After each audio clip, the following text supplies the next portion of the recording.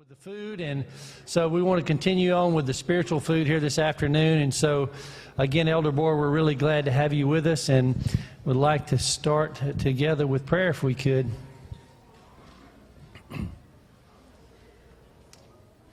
Father, we're thankful again for this very special weekend, and again, we're asking to hear from heaven. We want to sense again the nearness of your coming as we see the prophecies unfolding as never before, right before our very eyes. And Jesus said, when you see all these things, lift up your head, because your redemption draweth nigh. And so we're praying for your Holy Spirit here the remainder of this afternoon, and bless Elder Bohr, give him strength and energy and all that he needs and wisdom as he shares. And we pray this in Christ's name. Amen. Amen. Thank you.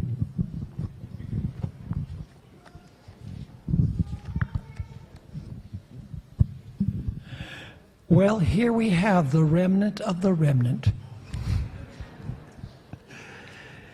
You know, there's this area in the country of Venezuela, it's actually in northwest Venezuela, where it's very desert-like. In fact, they have some sand dunes similar to the ones over in New Mexico, White Sands National Monument. It's terribly hot there. And there's all kinds of wild donkeys running in the wild. You know, every so often you find a dead donkey on the road that a car crashed into. But anyway, when you get to around noon, 1 o'clock in the afternoon, when it's just boiling hot, you see these donkeys along the road, and they're on their backs and the legs are up. Looks like they're dead. But it's so hot that they're taking a nap. And so they call that the hour of the donkey. And this is the hour of the donkey. It's very difficult after a big meal to come and concentrate. I assure you that I will not go to sleep. But I imagine that some will kind of doze off and take a little nap, a power nap. And that's okay. I won't point you out. Promise.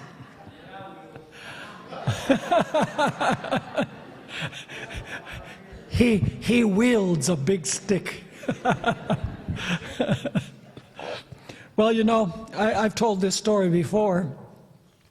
The place where my dad retired, he passed away 1 year ago, October.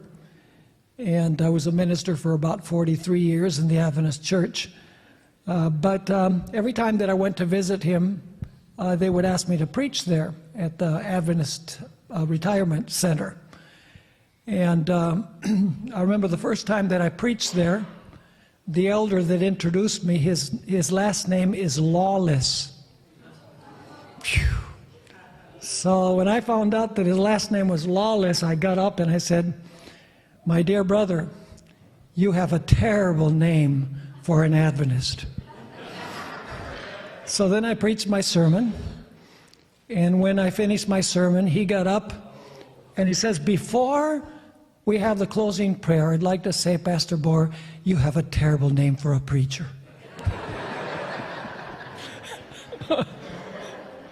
So he got the last laugh. My last name, by the way, is spelled B-O-H-R. Not B-O-R-E. So anyway, all right, we've had our prayer. The title of our two studies this afternoon is Francis the Socialist. And now we're going to see how the papacy has morphed into something visibly different than the traditional papacy. I'd like to begin by reading a statement that we find in Great Controversy, page 595. Great Controversy, page 595. Well-known statement. "But God will have a people upon the earth to maintain the Bible, and the Bible only, as the standard of all doctrines and the basis of all reforms.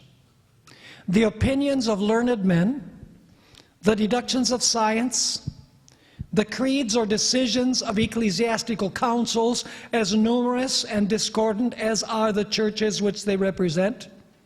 The voice of the majority. Not one nor all of these should be regarded as evidence for or against any point of religious faith. Before accepting any doctrine or precept, we should demand a plain, "Thus saith the Lord," in its support. So Ellen White states that not the opinions of learned men, not the deductions of science, not ecclesiastical creeds, not ecclesiastical councils, not the voice of the majority, and I would add, not human experience, should determine what we believe, but only what the Bible teaches.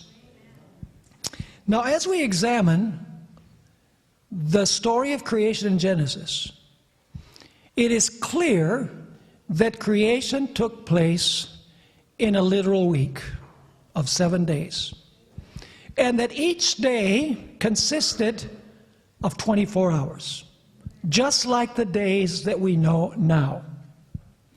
How do we know that the days of creation are literal days? And you're going to see where I'm going with this, because we're going to speak about the papacy in a few moments, which is radically different than what we find in the book of Genesis. How do we know that the days of creation were literal 24-hour days just like we know today? I'm going to give you 9 reasons.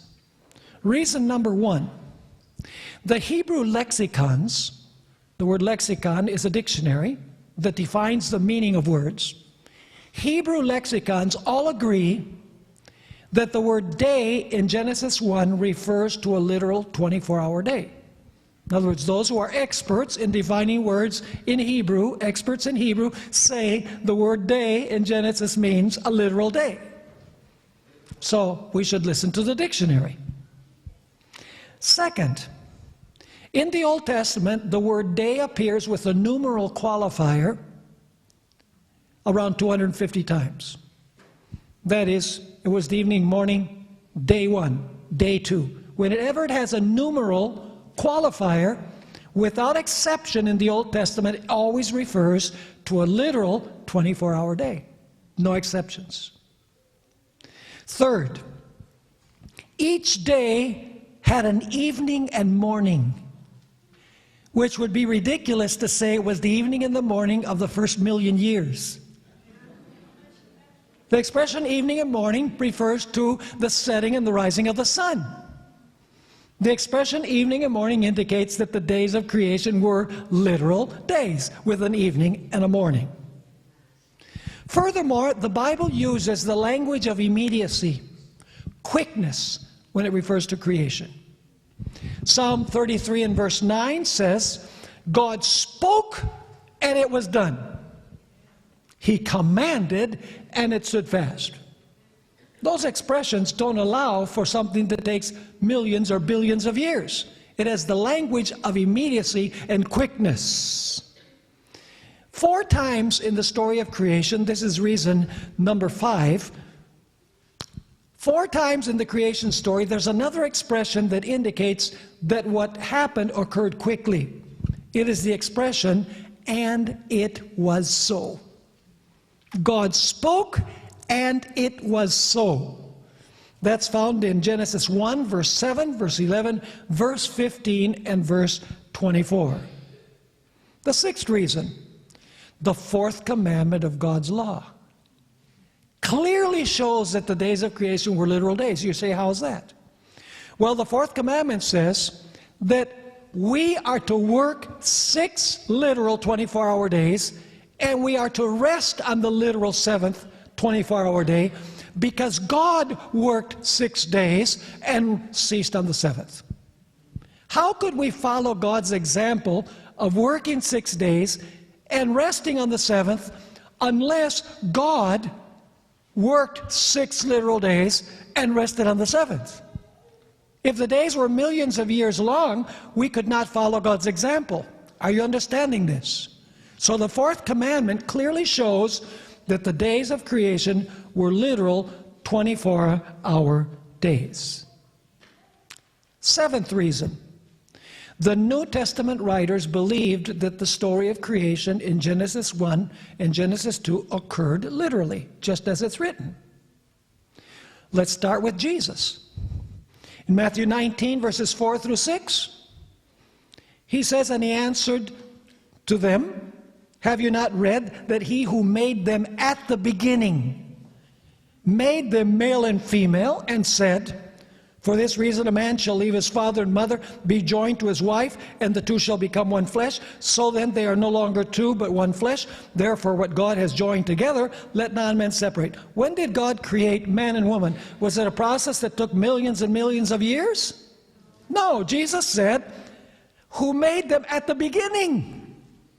So Jesus believed that there was an Adam and an Eve. And the creation story tells us that they were created the sixth day. Reason number, by the way, let me read what Paul also said. 1 Corinthians 15, 47 to 49. He says, "The first man was of the earth, made of dust." So did the Apostle Paul believe in the original story that Adam was made from the dust of the ground? Of course. "The second man is the Lord from heaven. As was the man of the dust, so are those who are made of dust." That's us. "And as it is the heavenly man, so also are those who are heavenly. And as we have borne the image of the man of dust," not of monkeys, "we borne the image of the man of dust, so shall also we bear the image of the heavenly man." So clearly, Jesus and Paul believe that the story of creation literally took place. Reason number 8. Ellen White confirms that the days of creation were literal 24-hour days. For Adventists, we believe that the spirit of prophecy is true, that Ellen White was inspired. So reason number 8 is that Ellen White clearly states that the days of creation were literal days. Let me read you just two statements. Spirit of Prophecy, Volume 1, page 85. "I was then carried back to the creation." She's seen this in vision. "And was shown that the first week in which God performed the work of creation in 6 days and rested on the seventh day was just like every other week. The great God, in his days of creation and day of rest, measured off the first cycle as a sample for successive weeks till the close of time." In another statement, Testimonies to Ministers 135, she wrote, "When the Lord declares that he made the world in 6 days and rested on the seventh day, he means the day of 24 hours which he has marked off by the rising and setting of the sun." Now, how can you be more explicit than that? Once again, he means the day of 24 hours which he has marked off by the rising and setting of the sun. Reason number 9 is that not only do Adventists, we're not the only ones that believe that the days of creation were literal days. There are creationist scientists of other denominations who believe the same. One of those, for example, is Henry Morris. He was actually the head of the Institute of Creation Science in San Diego, California. Good friend of Adventists. And he wrote the following in his book, Biblical Creationism, page 62. "The Lord himself had worked 6 days, then rested on the seventh, setting thereby a permanent pattern for the benefit of mankind." So God worked 6 days, he rested the seventh as a permanent pattern for us.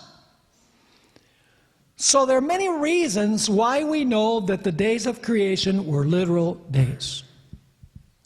Do you know that Satan has almost totally won the victory already in establishing Sunday?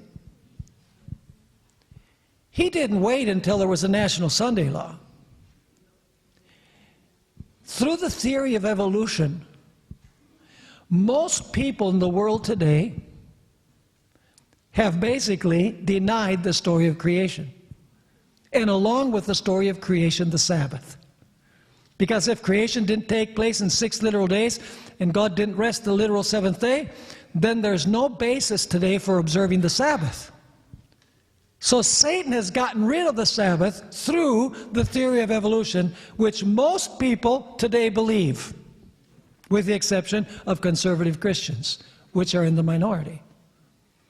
So the devil has discarded the Sabbath even before a Sunday law.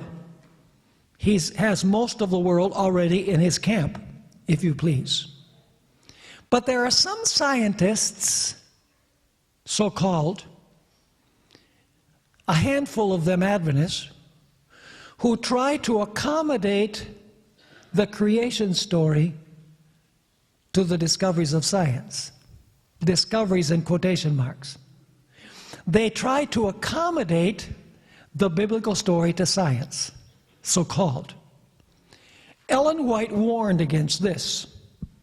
In the book Education, page 128 and 129, she wrote, "Inferences erroneously drawn from facts observed in nature have, however, led to the supposed conflict between science and revelation." So discoveries, she says, inferences by studying nature have led some to conclude that there's a supposed conflict between science and revelation. And now notice what the solution is in the minds of these scientists. And in the effort to restore harmony, that is between the biblical creation story and the discoveries, so-called, of science, in the effort to restore harmony, interpretations of Scripture have been adopted that undermine and destroy the force of the Word of God.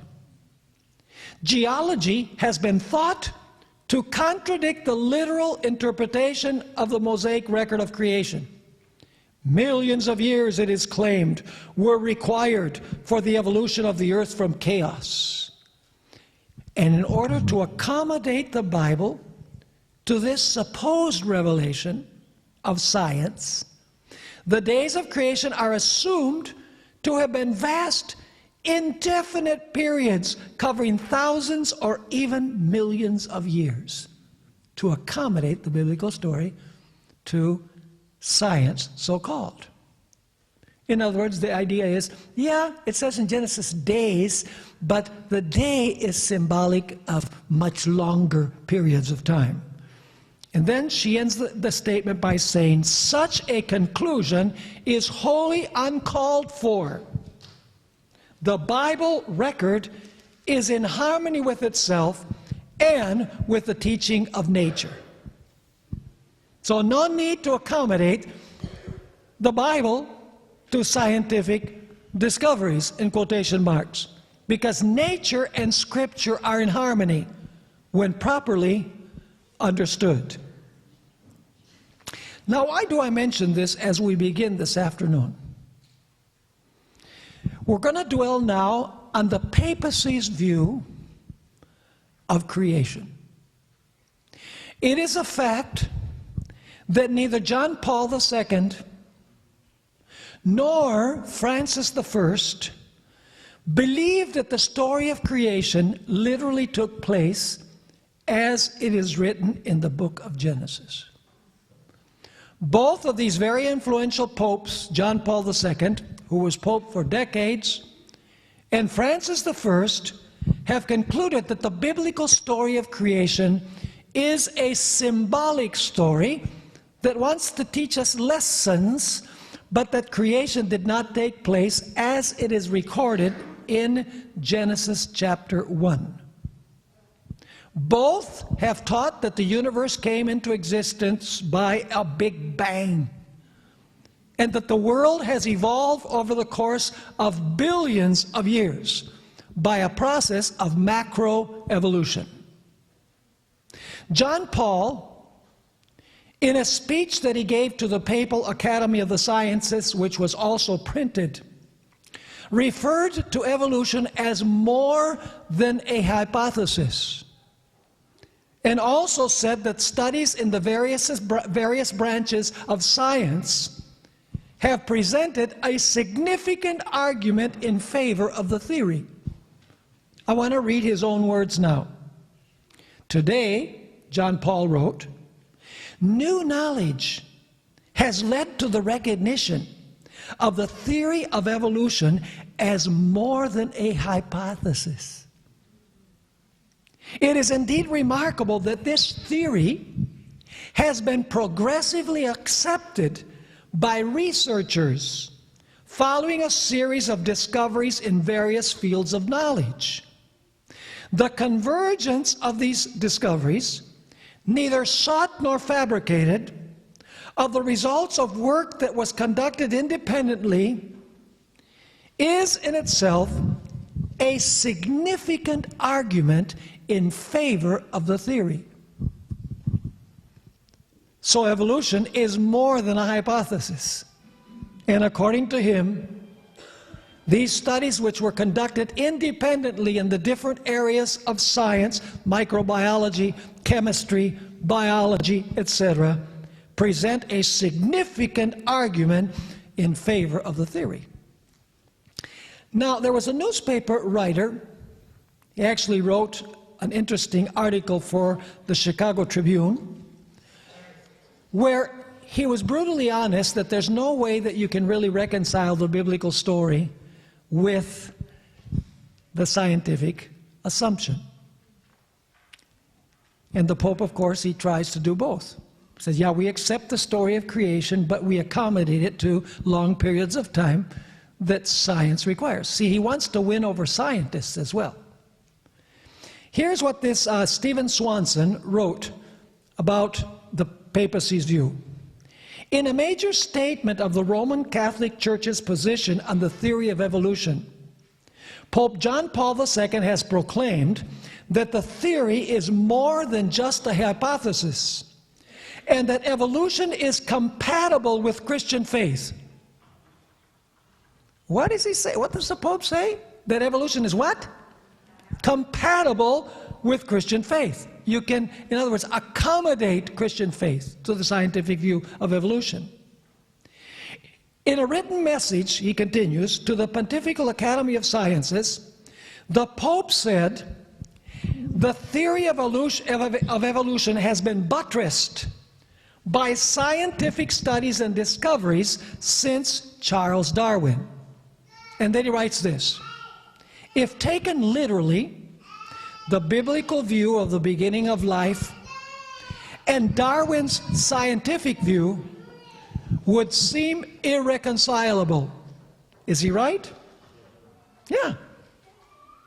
If taken literally, the biblical view of the beginning of life and Darwin's scientific view would seem irreconcilable. In Genesis, the creation of the world and Adam, the first human, took 6 days. Evolution's process of genetic mutation and natural selection, the survival and proliferation of the fittest new species, has taken billions of years according to the scientists. So he's saying there's no way you can reconcile the biblical story with the theory of evolution. And yet the Pope John Paul II said, yeah, you can still be a Christian and you can still believe the story of evolution as presented by science, so-called. Now, Pope Francis goes even further than John Paul. You see, he wants to impress the world of academia.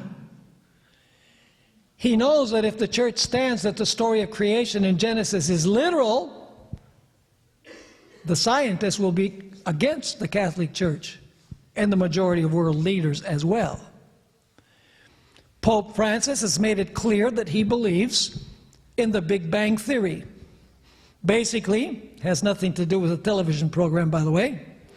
The idea is that 13.8 billion years ago, when none of us were around, there was this little particle or speck in the universe, a small singularity or a point. And at that point, it began to expand or to stretch over the course of 13.8 billion years. And the universe that we know today is the result. I want to read you what Pope Francis said to the Papal Academy of the Sciences on October 14, 2014. the Big Bang, which today we hold to be the origin of the world, not us, him. When he says we, he's talking about the papacy. The Big Bang, which today we hold to be the origin of the world, does not contradict the intervention of the divine creator, but rather requires it. So he says, we can still believe in a divine creator, and we can believe in evolution. What is he talking about? I continue. Evolution in nature is not inconsistent with the notion of creation, because evolution requires the creation of beings that evolve. In other words, God created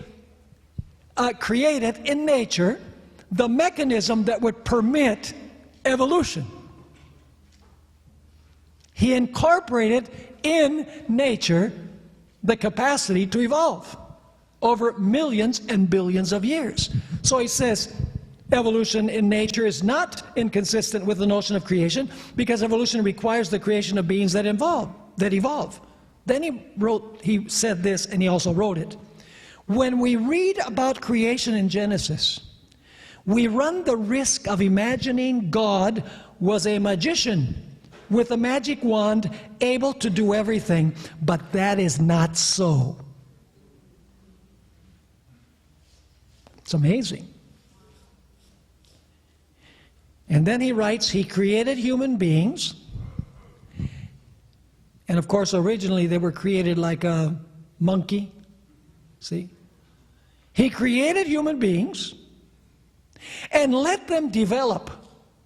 See, incorporated in the original lower forms, he incorporated the mechanism or the capacity to evolve. In that sense, God is involved in the course of millions of years. So once again, he created human beings and let them develop according to the internal laws that he gave to each one so that they would reach their fulfillment. Are you understanding what the papal view is? Notice what the Pope wrote in his encyclical, Laudato Si. Paragraph 81, he wrote, human beings, even if we postulate a process of evolution, did you catch that? Human beings, even if we postulate a process of evolution, also possess a uniqueness which cannot be fully explained by the evolution of other open systems. Because what the Catholic Church believes is that God did use millions and billions of years for us to get where we are now, but at certain critical points God intervened to nudge the process forward. So when you have this well-developed monkey, God intervened and gave the monkey a soul or the capacity to reason. And now you have the precursor of what we are today. Is that the view that the Bible presents? Totally not. He also wrote in paragraph 66 of his encyclical, the creation of accounts in the book of Genesis contain in their own symbolic. The stories in Genesis are what? They're symbolic, not literal. The creation accounts in the book of Genesis contain, in their own symbolic and narrative language, profound teachings about human existence and its historical reality. Actually, the Pope is a pantheist. Did pantheism try to enter the Adventist Church at some point in its history? Yeah, it's trying to enter the church now through things like spiritual formation, contemplative prayer. That's the practice of pantheism. The Pope is a pantheist. He believes that the universe is evolving, and eventually everything will work itself out, and you'll have an era of peace and prosperity, and everything will go well through the process of evolution. I want you to notice 3 statements by the Pope in his encyclical that shows that he is a pantheist. He believes that everything in the world is divine. and is moving on to a convergence. Actually, he has the view of a Jesuit scientist by the name of Pierre Teilhard de Chardin. There's a whole chapter in the book that was written by Malachi Martin, the book that's called The Jesuits, on this particular scientist, Jesuit scientist, and his view, pantheistic view. And of course, Francis I is a Jesuit, and he's embraced this view that God is in everything, and everything is moving towards converging, towards a unity where there'll be peace and harmony in the universe. I read from paragraph 92 of his encyclical. Everything is related, and we human beings are united as brothers and sisters on a wonderful pilgrimage, woven together by the love of God, by the love God has for each of his creatures, and which also unites us in fond affection with brother sun, sister moon, brother river, and Mother Earth. Earth is not my mother.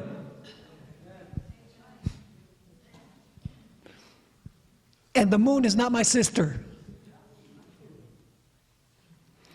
Paragraph 233. The universe unfolds in God, who fills it completely. Hence, we find a mystical meaning in a leaf, in a mountain trail, in a dewdrop, in a poor person's face. The ideal is not only to pass from the exterior to the interior to discover the action of God in the soul, now listen, but also to discover God in all things. Is God in all things? God is not in all things. God created all things. He is not in all things. Paragraph 246 is a prayer with which Pope Francis ends his encyclical. And this is part of his prayer. All-powerful God, you are present in the whole universe and in the smallest of your creatures. God is not present in everything. That's pantheism. The word pantheism means God in everything. God is not in everything.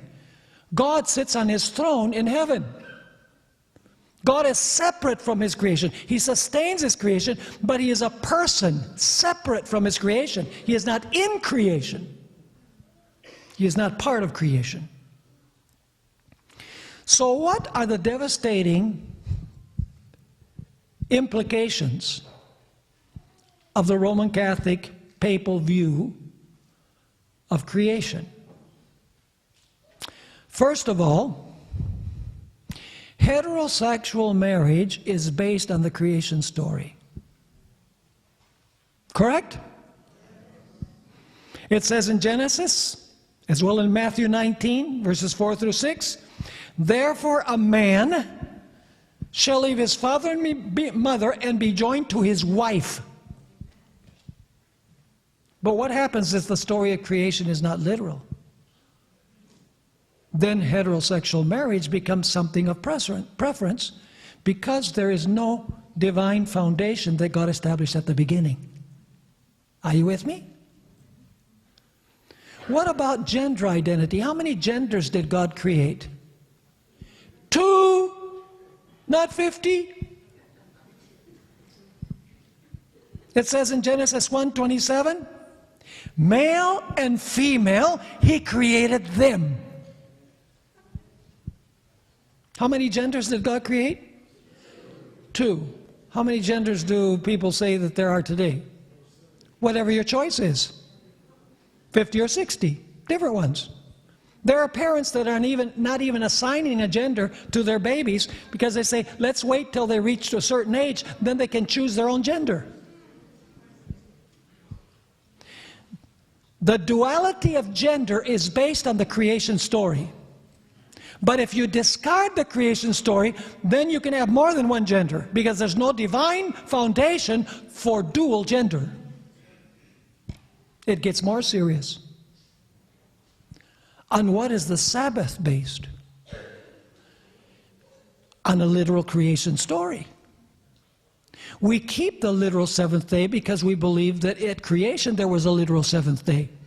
What happens with the Sabbath if you believe that the days were long evolutionary periods? The Sabbath is gone as the seventh day of rest. In Genesis 2 it says, the seventh day is the Sabbath of the Lord your God. According to the Apostle Paul, in many characteristics in Genesis, God established certain functions for the male and certain functions for the female, in the home and in the church. But if you reject the creation story, then the roles of male and female are interchangeable. In other words, role distinctions, not only gender distinctions, but role distinctions within the genders disappear if you don't believe that God established those functions at creation and that the story is literal. Furthermore, the Bible teaches us that after sin, the strong must help the weak and the rich must help the poor. In fact, Pope Francis, in his encyclical, constantly says that the rich should help the poor, and the strong should help the weak. But his teaching does not square with his scientific theory. Because the scientific theory of evolution functions on the basis of the survival of the fittest, known technically as natural selection. The strong survive and the weak disappear. The rich thrive and the poor fall into the dust. So how can someone like the Pope say, I believe in evolution, which is based on the survival of the fittest, where the strong win and the weak lose, and then say now, well, the strong need to help the weak? There's a disconnect there. Even more seriously, the papal view destroys a soon expectation of the second coming of Jesus. If we're in a process, long process of evolution, how much longer are we going to have to wait for the process to reach its climax? Where is there a hope of a soon coming of Jesus with the angels from heaven to destroy the world and cleanse it and make a new heavens and new earth? How long is it going to take him to make a new heavens and a new earth? Another million of years? You see, if we discard a literal beginning, a literal fall, literal spiritual redemption from the fall, and a literal second coming, what do we have left? Nothing. But the papal view not only totally destroys what God established at creation, which is heterosexual marriage, two genders, distinctive functions for the two genders, the Sabbath, and the idea that the strong should help the weak, which goes against the idea of natural selection. But this theory mars the beautiful character of God. It is an attack on the omnipotence of God, the fact that God is all-powerful. Does not God have the almighty power to create things instantaneously by speaking them into existence? That is his power so limited that he has to use a system of millions and millions of years for things to perfect? Isn't he powerful enough to speak and have it done? It's an attack on the omniscience and the wisdom of God. You see, the mechanism of evolution functions on the basis of a method of trial and error, where through the course of millions of years, evolution irons out the glitches in the process. Does this reflect your picture of God? That he uses a method where there are many blind alleys where you need to iron out the glitches in the process. Couldn't God create everything perfect from the start? Without using a method of trial and error which involves waste, suffering, and death? In the book Here I Stand, page 277, here's a description of evolution. Evolution presents a bloody, ruthless struggle for existence from the very beginning, where there is much waste of living substance and many false starts and blind alleys. Does that sound like a wise and intelligent God? Not in my mind. Is this the God, who was, by the way, Jesus Christ, the Creator? Is this the same person who, when he fed the 5,000, he said, pick up all that remains so that nothing is wasted? Is this the same God that when he fed the 4,000 said, pick up every bit that is left over so that nothing is wasted? Would God use a method where there's all kinds of waste and blind alleys and restarts if God is all wise? Absolutely not. It is also an attack on the love and mercy of God. How can a God of love use a method where there's so much suffering and cruelty and pain and death? Does this sound like the God that cares for the sparrows and dresses the lilies of the field? But even more seriously, the theory of evolution is an attack on the need for a Savior. Listen carefully. If the Genesis account of a perfect Adam and Eve in a perfect garden is symbolic, then the story of the fall must also be symbolic. And the result then is that salvation is perfecting through the process of evolution. Let me read you a statement by a Roman Catholic theologian, Carl Schmitz-Moorman. He wrote this. He's a very liberal Catholic, doesn't believe the creation story, but what he says is brutally true. The notion of the traditional view of redemption as reconciliation and ransom from the consequences of Adam's fall, the notion of the traditional view of redemption as reconciliation and ransom from the consequences of Adam's fall is nonsense for anyone who knows about the evolutionary background to human existence in the modern world. Further, salvation cannot mean returning to an original state, but must be conceived as perfecting through the process of evolution. Are you catching the picture? Frank L. Marsh, Adventist scientist, wrote the following: if death and the law of tooth and claw existed long before man, and if man evolved through these natural processes, then there could not have been a perfect Garden of Eden nor a perfect Adam and Eve. Nor could there have been a real fall in which man became subject to sin.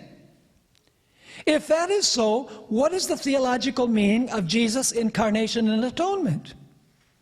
Paul connects the two. For as by one man's disobedience many were made sinners, so also by one man's obedience many will be made righteous.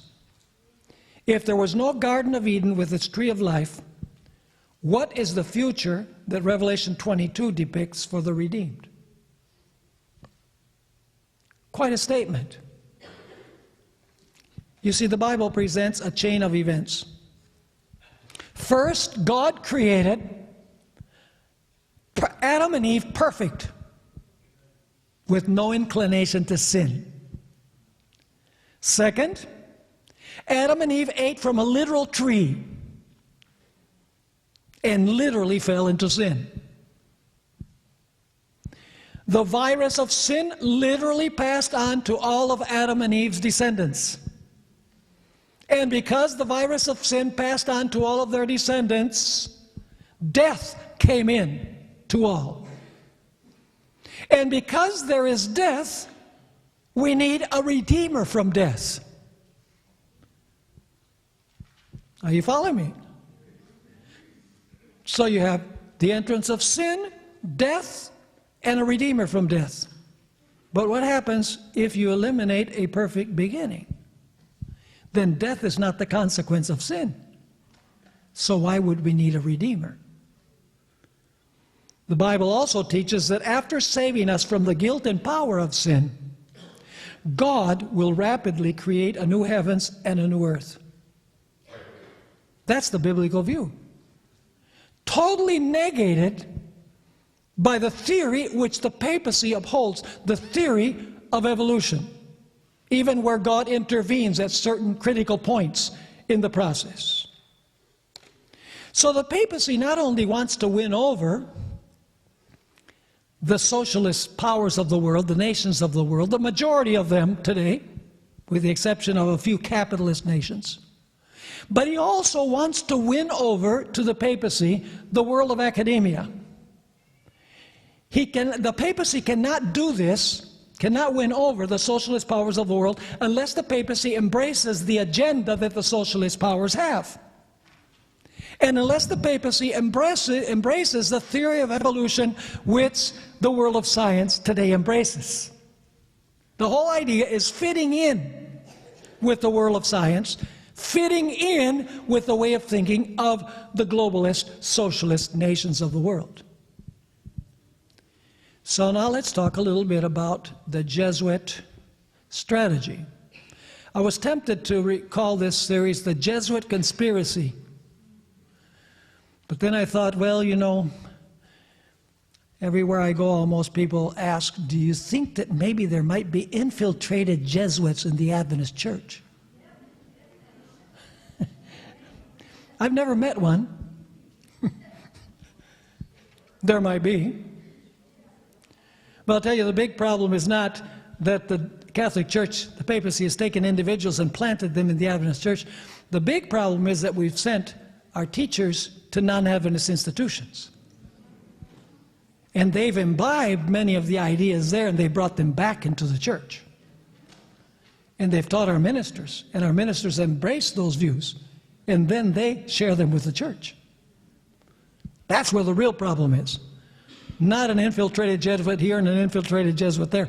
But the amazing story that we're going to study now is that the Jesuits have infiltrated their own church. There's a Jesuit conspiracy with the Roman Catholic Church. They've basically taken it over. And now I'm going to tell you the fascinating story, the rest of the story. As we've previously seen, in order for the Roman Catholic papacy to recover the power that it lost, it needs to fulfill two objectives. The first objective is to win the confidence of the globalist socialist powers of the world so that they will have confidence in the papacy again. Because in 1798 and years after, the powers of the world did not allow the papacy to use them anymore. And second, the papacy needs to merge with Protestants. They need to win over Protestants. And we notice that that's through false charity, liberal ideas, and unity on common points of doctrine. So the papal strategy is twofold. Win over the political leaders of the world, the socialist leaders of the world, and secondly, win over Protestants, so that you can have a synthesis of that which previously was in tension or at enmity. So let's talk about the founder of the Jesuits. His name, Ignatius Loyola. He founded the Jesuit order in 1534 with one specific purpose, composed of two parts. I read from the book The Jesuits by a Jesuit, Malachi Martin, page 28. He wrote, "The Jesuits were giants, but with one purpose: the defense and propagation of papal authority and papal teaching." Basically, the Jesuits were founded to be obedient to the theology of the papal church and to be obedient to the authority of the Pope. And the Jesuits lived up to their calling until the 50s and 60s of last century. They defended the papacy, the authority of the papal chair, and they defended the orthodox doctrines of the Roman Catholic Church. However, in the early 60s, postmodernism, liberalism, began eroding the authority of the papal throne and the dogmas of the Roman Catholic Church. In the early 60s, from 1962 to 1965, a very important council was celebrated in the Roman Catholic Church, a general council, Council Vatican II. In this council, the authority of the papal chair was diminished, and the unchangeable nature of the dogmas of the Roman Catholic Church began to be questioned. In fact, I'd like to read what Malachi Martin wrote. By the way, he was an eyewitness to what happened there. He wrote concerning what happened in the aftermath of Vatican Council II: "The hurricanes of change had swept through all.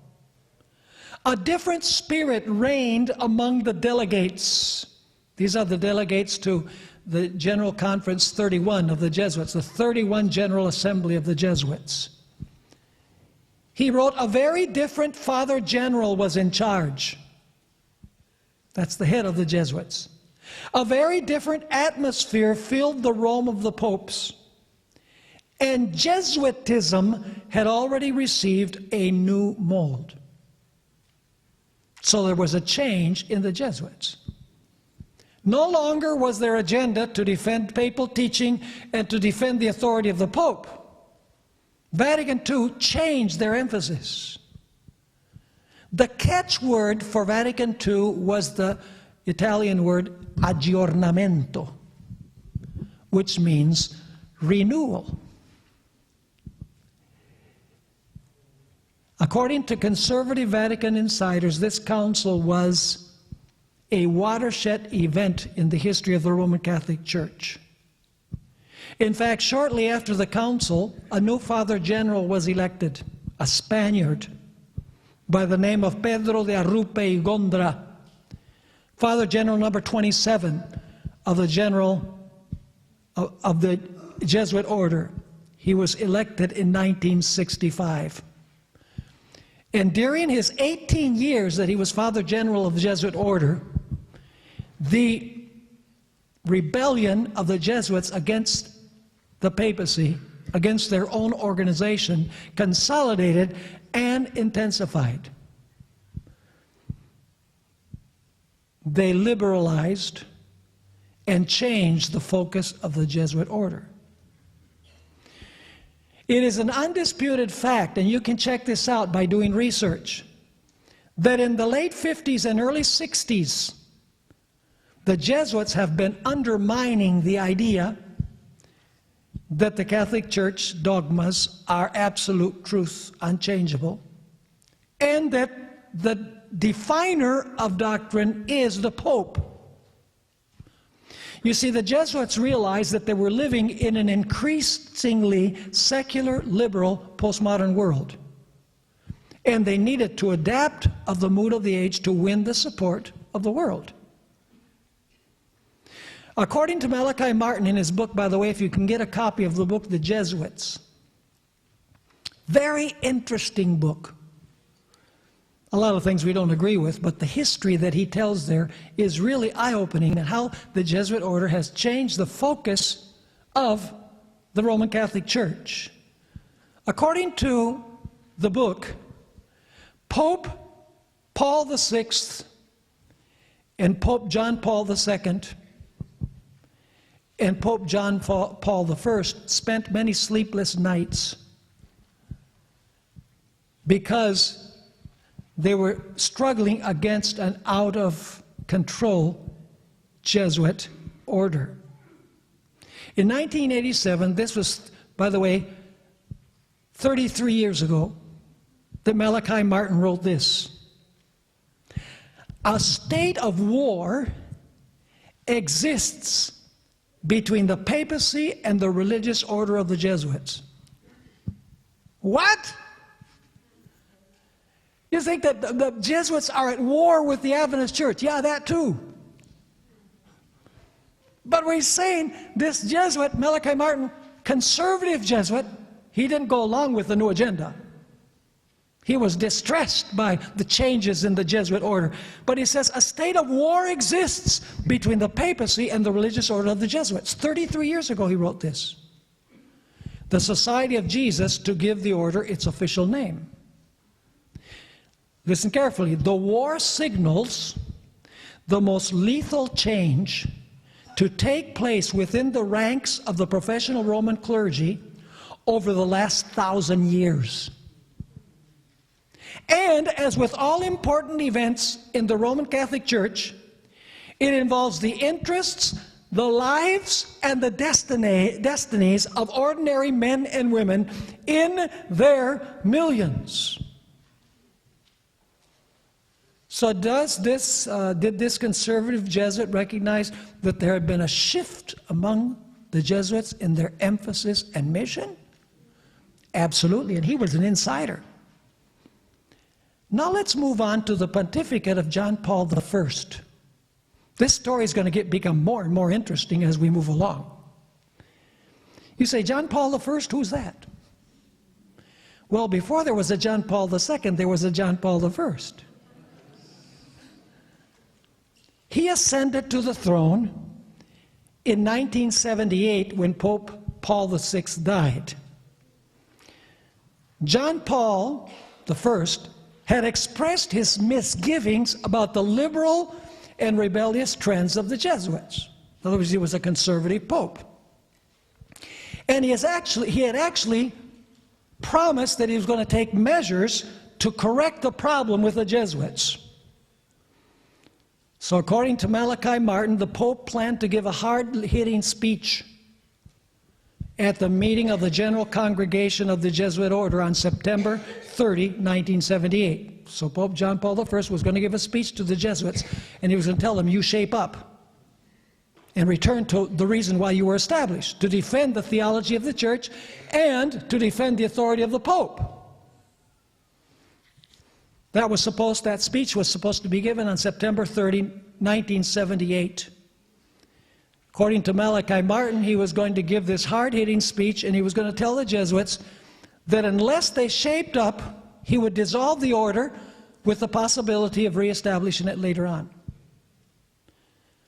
The day before he was to give his speech, 33 days into his pontificate, he was found dead in his bed, and no autopsy was performed. Makes you wonder what's going on, huh? So when John Paul I died, the conclave, do you know what conclave means? Conclave, it means under key, because they're shut in the Sistine Chapel by lock and key until they elect a pope. So the conclave met and elected Karol Wojtyla, whom we know as John Paul II. John Paul II was a traditionalist, conservative pope, and extremely anti-communist, because he was from Poland, which was part of the Eastern Bloc. And you know he struggled with this solidarity movement in Poland. John Paul believed in the absolute authority of the Pope, and he believed in the dogmas of the Roman Catholic Church. But the Jesuits didn't. On page 28 of his book, The Jesuits, Malachi Martin wrote, "The contradiction between John Paul's Polish model and the liberation model advocated ardently and openly by the Jesuits in Latin America could not have been more stark or bold-faced." In other words, there's a radical difference between the Pope's model as he fought against communism in Poland and what the Jesuits wanted to establish in Central America at the same time. John Paul II and his successor, Benedict XVI, were popes of a dying breed. They staunchly defended papal authority and the dogmas or doctrines of the Church. During their conservative pontificates, by the way, Benedict was the head of what was anciently known as the Inquisition, which today is called the Congregation for the Doctrine of the Faith. During the period of these two popes, the papal talking points were marriage between a man and a woman, against euthanasia, against abortion, against LGBT, against those who were attacking papal authority, and those who were trying to change the teachings of the Church. Those were their talking points. In fact, both John Paul II and Benedict XVI dismissed several theologians from their teaching posts for teaching doctrines contrary to the traditional doctrines of the Church. Probably the most famous was an individual called Hans Küng. He was a theology teacher at the University of Tübingen in Europe. So in other words, there was war between John Paul II and the Jesuits within the Roman Catholic Church. The Pope was anti-communist, and the Pope was in favor of papal authority and the doctrines of the Church. The Jesuits wanted to change everything. Now, the talking points of Pope John Paul II and Benedict XVI were not liked by the global political leaders, because the United Nations is in favor of abortion. The United Nations is in favor of euthanasia. It's in favor of gay marriage. The socialist powers of the world are in favor of what these conservative popes were against. So there needed to be a change of talking points, because the secular media and the United Nations frowned on the topics of discussion of these conservative popes. The progressive mood of the day of inclusiveness, pluralism, political correctness, and postmodern thinking required a change in talking points. But these two conservative popes stood in the way. Now I want us to consider for just a few moments communism as it attempted to take over Central America. Those of you who are my age remember the issue of the Contras in Central America, where communism, was beginning to thrive in Nicaragua, El Salvador. Looked like communism was going to take over in our very own neighborhood. John Paul II was not only a conservative pope, but he was a deadly enemy of communism. And he fought tooth and nail against the communist bloc in what was known as the Soviet Union. So at this point, there was no synthesis. With these conservative popes, there was no synthesis between the papacy and socialism. But it's what the Jesuits wanted. Are you understanding what I'm saying? At the same time, in the United States, Ronald Reagan was allied with John Paul II to attack communism. In fact, on Time magazine there appeared an article, there was a picture of the Pope and Ronald Reagan shaking hands, and the title was The Holy Alliance. You see, at this time, there were problems in Central America. In the 1970s, communism was trying to take over in our very own neighborhood. The insurgent Jesuits, this is something that many people don't know, the insurgent Jesuits were really the source of the problem. Jesuit bishops in Central America were not only Roman Catholics, they were communists. In the decade of the 1980s, the problems intensified with what is known as liberation theology. It's the Christian version of Marxism or communism. Pope John Paul II made a visit to Nicaragua, and he was treated with disdain and disrespect by the Jesuit priests and by the populace. It's interesting that these Jesuits in Central America that wanted to bring in communism, they were Catholics, but they were also Marxists. They used the traditional language of the Roman Catholic Church, but they gave that language a totally new meaning. Let me just read you this statement from, once again, Malachi Martin, a Vatican insider. This is page 57 of his book. Liberation theology, which is the Christian version of Marxism, liberation theology was the perfect blueprint for the Sandinistas. Those were the communists that wanted to bring in communism. Liberation theology incorporated the very aim of Marxism-Leninism. It presumed the classic Marxist struggle of the classes to be free from all capitalist domination.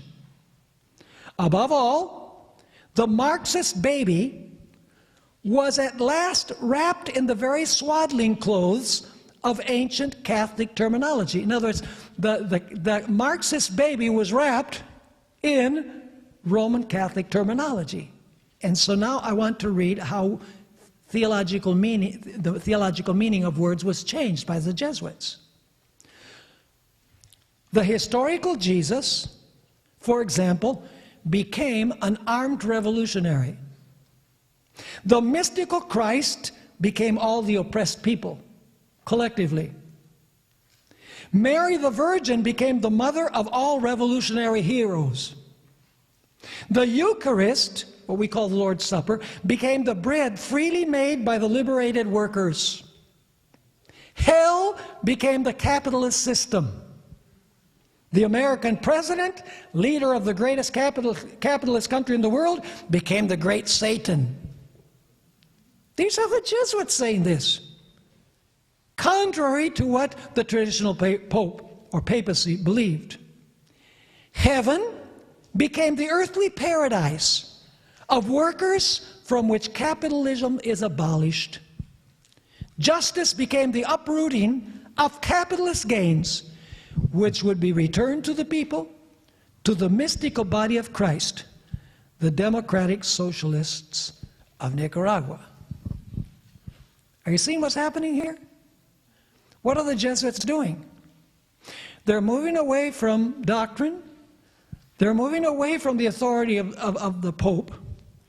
They're saying, let's not discuss so much doctrine or the authority of the Pope. We need a new focus. We need to win over the socialist, communist nations of the world. And we're not going to do it with the traditional talking points, because that's not what the globalist powers want to hear. So Malachi Martin wrote this book, The Jesuits. You know, I had this book for years in my library. Just kind of sat there. Then about 6 months ago, you know, I was looking through my books. I have most of them in boxes now because I don't have any place to put them. But I was looking through the books that I have on my bookcases, and I saw this one, The Jesuits. I'd never read it. I said, I think I'll give it a whirl. It's a big book, probably about 500 pages. So I started reading it. And so I said, when was this written? So I went and looked, 1987. I said, now wait a minute. Everything he said in 1987 is happening now. Not that he was a prophet, but that he's a staunch Roman Catholic, and the Roman Catholic Church has been around for 1,500 years, and they can read what's going to happen by the law of cause and effect because they've seen it happen before. So he wrote this book, and in this book he was aghast. This Jesuit, Malachi Martin, was totally distressed by the new focus of the Jesuits, of the own order that he belonged to. In fact, eventually he resigned from the Jesuit order. He was so disgusted. And in the book he documents in minute detail the shift of the Jesuits to totally transform and change the Roman Catholic Church's talking points. Now let's talk about Pope Benedict's retirement. Most people believe that Benedict XVI retired from the papal throne because of the sexual abuse scandal of children. So the Roman Catholic Church wanted to get rid of him because he was involved in the scandal. They wanted to start afresh. However, that was not the real reason. In order to carry forward the agenda, the new agenda of the Jesuits, they needed a liberal pope that would not focus on the orthodoxy of church dogmas or the authority of the pope, but someone who would please the politicians of the world and would make it easier for Protestants to join the papacy, because Benedict had said during his pontificate that the Protestant churches are not true churches. Well, that went over like a lead balloon among Protestants. It was necessary to have a pope that would implement the new agenda of the Jesuits. Benedict did not resign of his own free will. The papal talking points needed to change, and as long as Benedict was there, the talking points were not going to change. It's interesting, Malachi Martin wrote this on page 17 of his book. Though the movement of the Socialists has been global since its inception, it was above all in Latin America that the strange alliance between Jesuits and Marxists gathered its first practical momentum. It was there, in Latin America, that this new Jesuit mission, entailing as it does nothing less than the transformation of the socio-political face of the West. So what is the purpose of the Jesuits? To change the transformation of the socio-political face of the West. Eliminate this idea that a nation needs to look out for itself. Internationalism, globalism, everyone working together. He continued writing in other Central American countries. Meanwhile, listen carefully, Jesuits not only participated in guerrilla training of Marxist cadres, but some of the Jesuits became guerrilla fighters themselves. Regarding the Jesuit war against church dogmas, Martin wrote this: there is not one major dogma or one capital moral law of Roman Catholicism that has not been challenged, both challenged and denied by individual Jesuits. Once again, there is not one major dogma, we call them doctrines, or one capital moral law of Roman Catholicism that has not been both challenged and denied by individual Jesuits. Beginning with Jesuits of the highest rank and the most honored stature. One of the great theologians of the 20th century in Roman Catholicism was Karl Rahner, considered probably the greatest Roman Catholic scholar of the 20th century. Notice what he wrote, Jesuit. He's a Jesuit. He wrote, to achieve Christian unity, this is Martin writing about what Karl Rahner believed.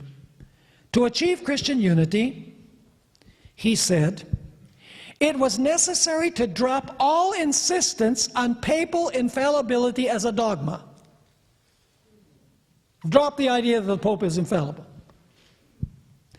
And to drop insistence as well on all other doctrines about the Roman Pontiff and Roman Catholicism that had been defined and proposed by popes since the 4th century. Get rid of what? Get rid of papal infallibility, the authority of the papal chair. Get rid of the doctrines. Don't emphasize them. Why? Because if the papacy emphasizes those, there's no unity with the rulers of the world, or with Protestantism for that matter. Now our time is up. Don't miss the next segment, because I'm going to talk about the first Jesuit pope. And I'm going to talk to you about who the Father General of the Jesuits is today. See, this is a spider web where each part is joined together with the other part. What Malachi Martin wrote 33 years ago is transpiring right before our eyes. So at this time, I think we're going to have a Q&A for about a half an hour. And then we will continue with the next segment. You can be thankful that I don't charge my services on Sabbath. Just kidding. I believe we're going to have 2 or 3 mics. Are we going to have the stands like we talked about? Because we wanted to have them come to where we were rather than running mics all over the sanctuary. So raise your hand. I guess they've changed that plan. So raise your hand if you have a question, and we'll get a mic to you. Can you further explain it? I'm not clear really what a Jesuit is. I know you say it's an order, but I guess I don't get the concept of it. Is it's a philosophy, and somebody says, "Yeah, I think I believe that. Let me sign on," or I just guess I don't quite understand what it is.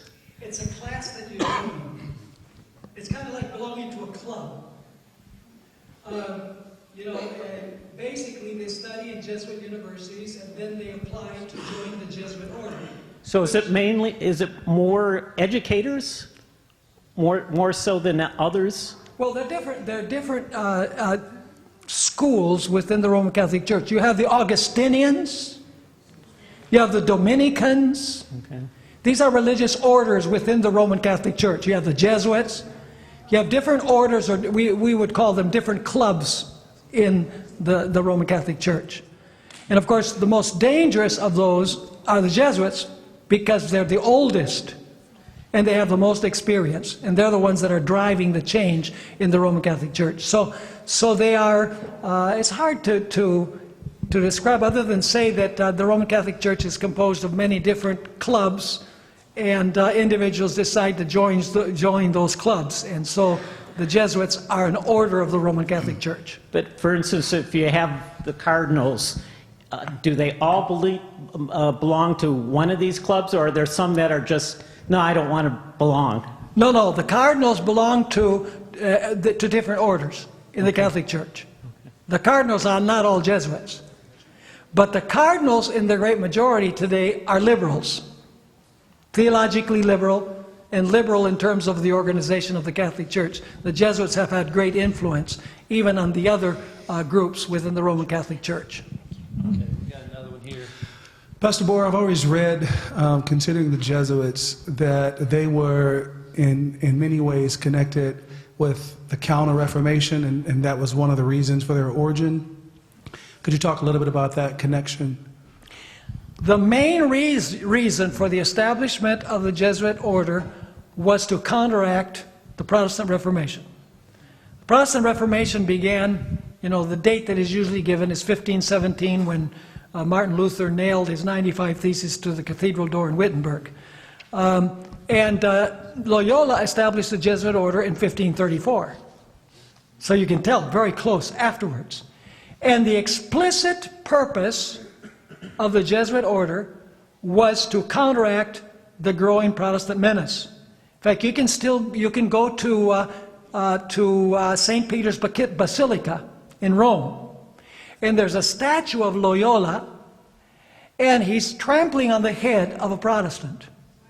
I've seen that personally. So basically the idea of the Jesuits is to eliminate Protestantism. And you read I'm going to read a statement by Ellen White a little bit later, where she says that basically they infiltrate the educational systems, the governments, the medical world, the scientific world, all over the world, to leaven the world so that the world will go along with their philosophy. So yes, it was established directly to counteract the Protestant Reformation. So you were talking about the fact that a disbelief in the literal creation account in evolution was one of the things it attacked was the need for a savior. You went through a series of logical steps as to how that happened. So if that's the case, and if the papacy is now coming out and saying, we believe in evolution, which is obviously what they're doing, what reason do they give for needing a savior, or is it just political expediency to keep on track with their agenda? Okay, that's a very good question, and let me answer this way.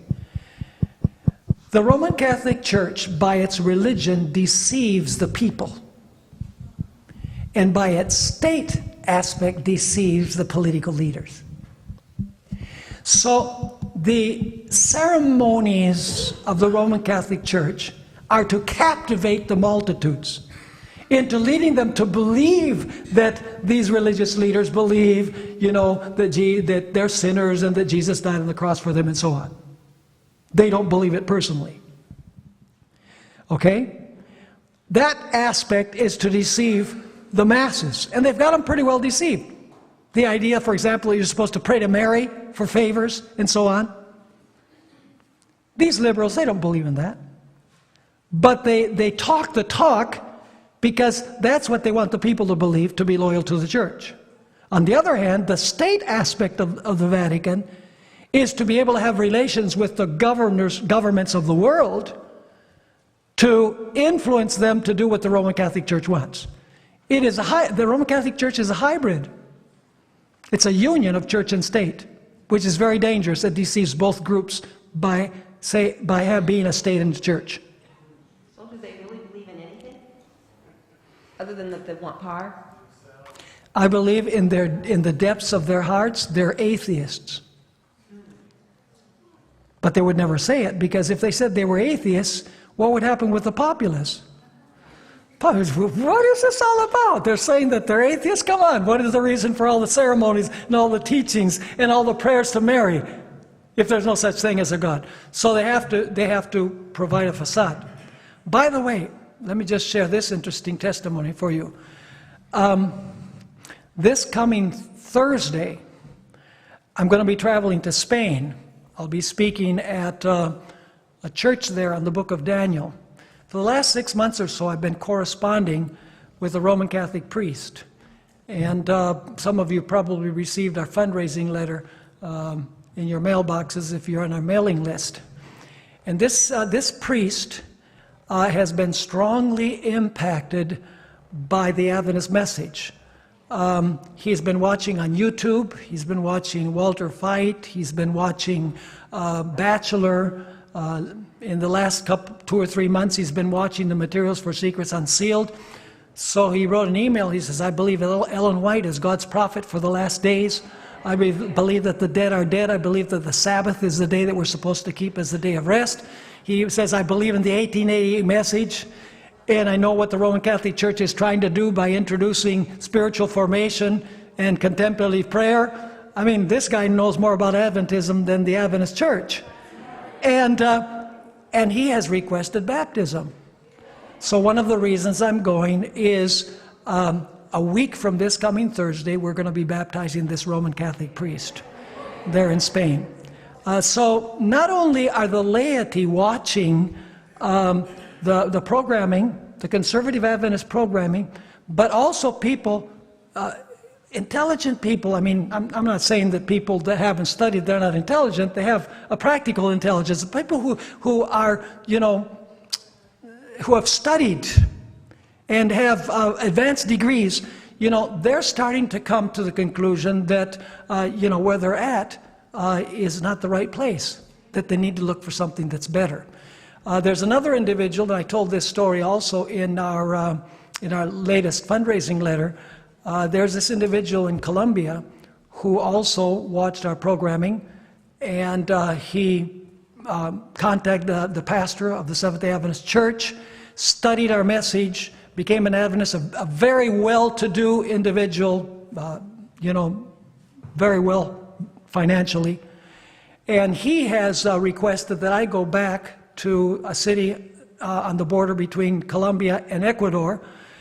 He says, I'm going to rent the most luxurious hall in the city. I'm going to pay all of your expenses, and I want you to present a series mainly for the upper class, the higher class people. And so later on this year, I'm going to be traveling to Colombia to do that. This is an individual who basically handles millions of dollars and has embraced the Adventist message. And so not only among the common people, but also among those who are highly educated, there's a great interest on the basis of what they see happening in the world.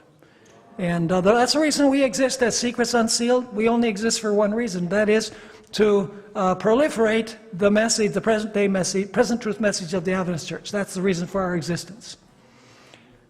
Yes? How do the Freemasons fit into all this? Well, the Freemasons are also a secret society, just like the Opus Dei and the Jesuits. I've heard that the Jesuits and the Freemasons do not like each other much. So I don't know exactly, because they're secret societies, we don't know exactly what links really exist between them and how they consider one another, other than the rumors that you hear. But Ellen White does warn us totally against all secret societies. She says we should not join secret societies. And you know, some people make it a point to say that where Ellen White is buried, there's an obelisk. And an obelisk is a Freemason symbol. And so they say that Ellen White was a Freemason because there's an obelisk at her sepulcher. Well, folks, Ellen White has many places in her writings where she condemns the Freemasons by name. Furthermore, in the cemetery where she's buried, Oak Hill Cemetery in Battle Creek, there are bunches of monuments that are obelisks of people that were never Freemasons. Simply, an obelisk was the popular thing to put on a gravesite at that time. It has no connection with secret societies. So I wish I had a better answer, but because they're secret societies, we don't know all of the inner workings that they have one with another. Any other questions? Okay. It sounds like from your description, John Paul I and John Paul II are kind of cut from the same cloth. I'm wondering, why was one put out of the way after 33 days and the other one was Pope for, I think, 23 years? Because I think that the Jesuits, during the pontificate of John Paul II, still did not have a complete and strong foothold in the Roman Catholic papacy. I think it's a process that took time. And, you know, Benedict was there for several years, and the Jesuits had gained enough power at that point, enough adherents to really exercise their clout in electing, getting him to retire and to elect a Jesuit pope. And by the way, even though Benedict XVI promised that he was going to go into the shadows and he would not be seen anymore, recently, I'm going to share this in a few moments, Benedict XVI is at war with Francis I on the issue of celibacy. Because, you know, the present pope has shown himself open to the possibility of the bishops in Amazonia, that is in the Amazon, to be married, because they can't find enough male priests.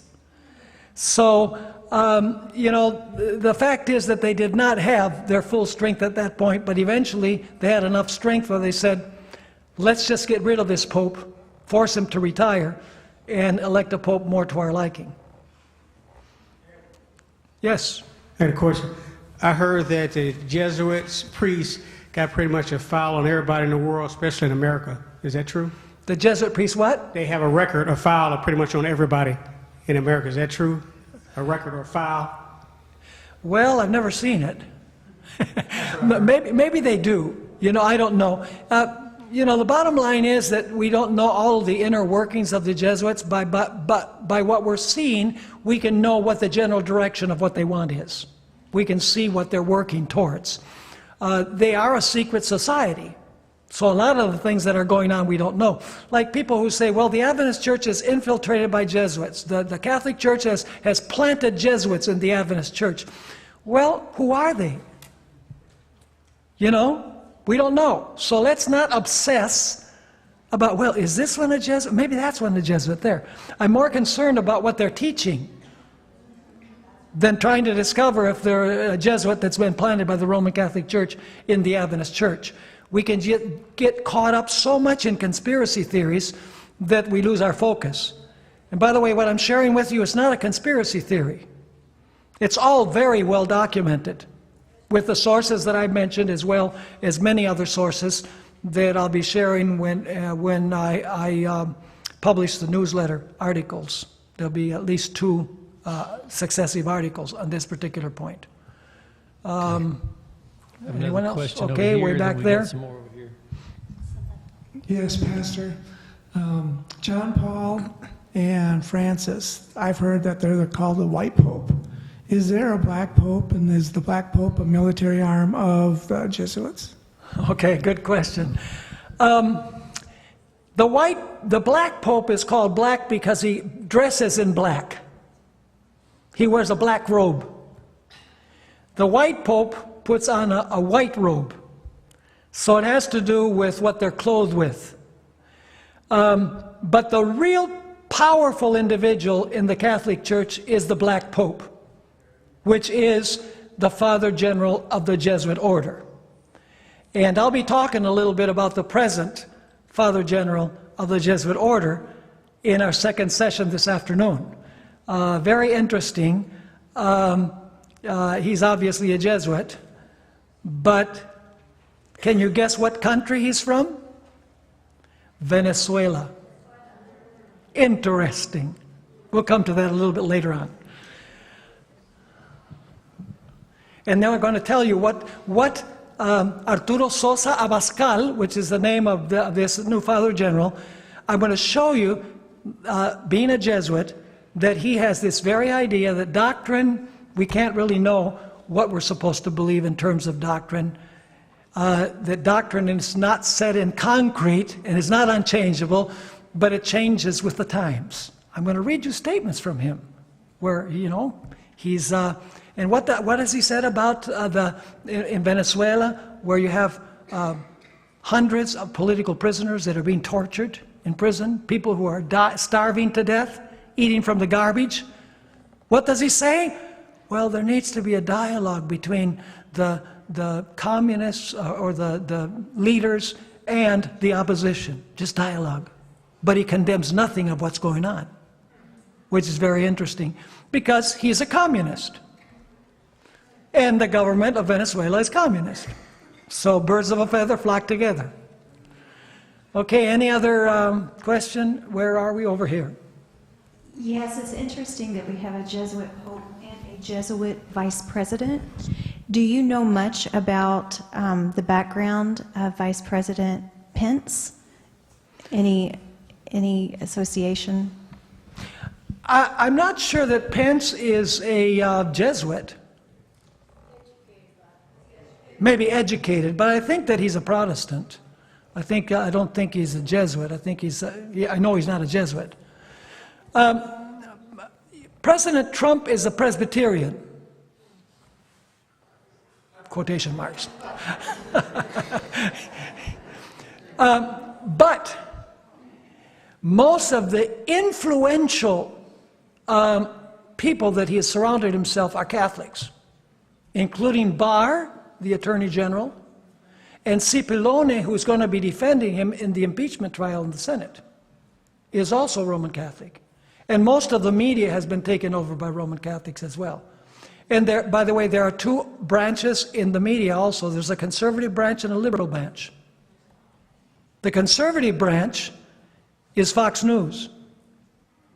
The liberal branch is what President Trump refers to as fake news. And by the way, most of the commentators in both wings are Roman Catholics. But the Roman Catholics at Fox News, they're at odds with the Pope almost on everything, because they're on the conservative side, which is in the minority in the Catholic Church. There is a minority of probably 20 to 25% of Roman Catholics that despise Francis I. In fact, when we were in Philadelphia, there was a group of conservative Catholics that were going from person to person to sign a petition for Pope Francis to outlaw abortion. And I got to talk to some of them. They said, this Pope, he is the Antichrist in the Roman Catholic Church, one of them told me, because we can't recognize our church. Kind of sounds familiar, doesn't it? You know, what's happening in the Catholic Church is happening in the Adventist Church, is happening in the political world. Because the church is a reflection of society. Unfortunately, instead of transforming society, the church reflects society. That's sad.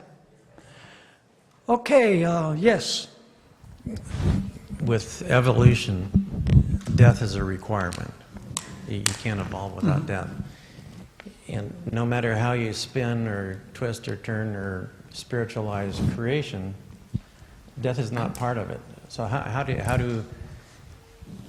does a person who believes in creation, in evolution, deal with the aspect of death? That's one of the big dilemmas that they face. Because the Bible says that death is a result of sin. And because of death, which is the result of sin, you need somebody to save you from death, which is the Redeemer. But if there was death long before sin, the link between sin and death is broken. Because evolution doesn't function on the basis, well, you're going to get a Redeemer from death. No, what happens is through evolution, eventually death will be overcome by the process of evolution. So it's something that they are not able to answer. The break between the idea of sin, death, and therefore the need of redemption. They're irreconcilable, like that newspaper article said. You can't reconcile them. It's impossible. You mentioned earlier in the presentation that removing the literal meaning of the creation week opens the door to interpretation of multiple things like heterosexual marriage and, of course, the identity crisis issues both in Canada, the United States, and around the world. I guess my question is two-pronged. Number one, what's your insight into the, just shortly, of course, into the factors that kind of influence the U.S. Supreme Court to legalize gay marriage? And number two, is there something like intellectual suicide going on the American colleges and universities campuses because of the embracing the LGBT ideology? And can you just give us a little bit of insight in those two issues? Because they're related to the interpretation of the first week of creation, in a way. Right. Our public universities have been totally overtaken by liberalism. In other words, in favor of LGBT, in favor of communism and socialism, in favor of LGBTQ, etc. So basically, a whole young generation is rising in the United States that has only the view, they don't know anything about the founding of the United States, the principles upon which this nation was established. And therefore, they've been given the idea that this country is bad, that the system of capitalism is bad, and that the principles upon which this nation was built are bad. And so it's like trying to catch the wind. It's an impossible situation as long as the universities are teaching this. Many of the teachers are Marxists. They're socialists. You know, you take, for example, Bernie Sanders and Elizabeth Warren. They are, they profess religion, but they're really communists in their outlook. Because what happens is socialism, basically, if you want to contrast between socialism and capitalism, socialism believes that the government should do everything. Capitalism believes that individuals should be the builders of society. And so, you know, this idea, well, we're going to give free education and we're going to give free health care and we're going to give free this and free that, $1,000 a month to everybody, and so on. You know, if I was a young person, I'd say, hallelujah. I'll have $1,000 to spend. But they don't realize that what's going to happen is going to lead the country to go broke. I mean, Medicare for all, just look at the price tag. And maybe that's the entire purpose. There's a purpose behind this, and that is to take the United States to the point where it's bankrupt, because that way the system can change. So we live in perilous times. What was the other point? The influences that influenced the United States Supreme Court to legalize gay marriage and start leaning toward the socialist agenda. Okay, when the Supreme Court approved gay marriage, two of the justices that we have now were not there. Kavanaugh was not there, and Gorsuch. They were not members of the court. Basically, the court was 4-4 with a swing vote which leaned liberal. So I believe that that's the reason why gay marriage was approved as constitutional. I'm not so sure that that would happen now. We live in dangerous times when it comes to the Supreme Court. Because right now, this is supposedly a Protestant country.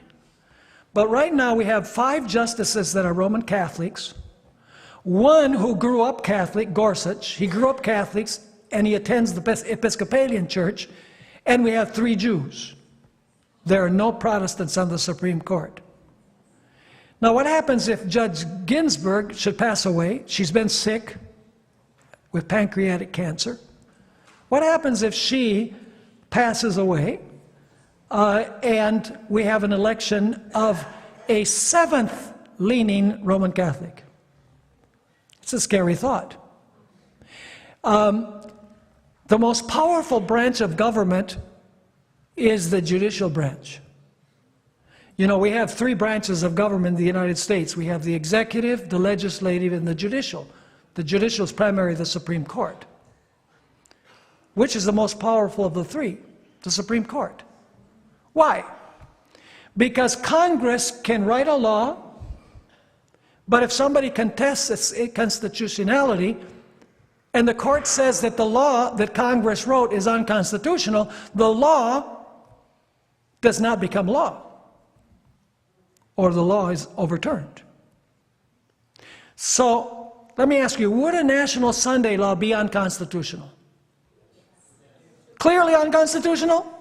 Congress shall make no law establishing religion or forbidding the free exercise thereof. Would establishing Sunday as a national day of worship be establishing religion? Any thinking person in the world would say yes. But let me ask you this. What if the Supreme Court should declare constitutional what is unconstitutional? That's what's going to happen. Notice, there's not going to necessarily be an amendment. There might be an amendment to the Constitution, but there's really no need for an amendment because the Supreme Court can say that Sunday laws are constitutional, even though we know that they're not constitutional. That's the reason why the beast of Revelation 13, it says that it has 2 horns like a lamb, which it professes civil and religious liberty, but it speaks like a dragon. In other words, what's going to happen is the Sunday law is going to be drawn up by Congress, and you know, the United States is not going to get rid of the idea of civil and religious liberty, but in its actions, it is going to contradict its profession of standing for civil and religious liberty. So, would anti-Sabbath laws be unconstitutional too? Ellen White says that there's not only going to be a national Sunday law, there's going to be anti-Sabbath keeping laws. Would that be unconstitutional? Yes, because the Constitution says, nor prohibiting the free exercise thereof, which means that you can keep the Sabbath if you want. So a Sunday law would be established in religion, and an anti-Sabbath law would be forbidding the free exercise of religion.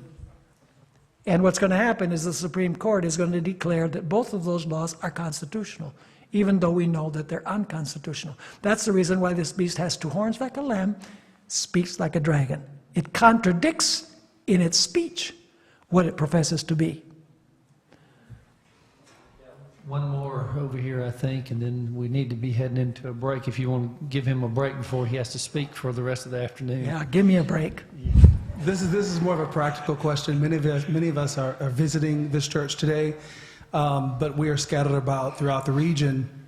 And this is, you talked a lot about earlier, about some of the challenges with our universities and university ministers being trained elsewhere outside of our seminaries and then coming back. What practical advice can you give anyone here today that recognizes that perhaps the minister that stands in the pulpit with a traditional love for the church, yet you're hearing things that are contrary to what we've always believed? What would you recommend as practical advice for those members? I would recommend what Jesus recommended. First, go and speak with that person individually. If they don't listen to you, take it to the elders of the church. If they don't listen to the elders of the church, take it to the church board.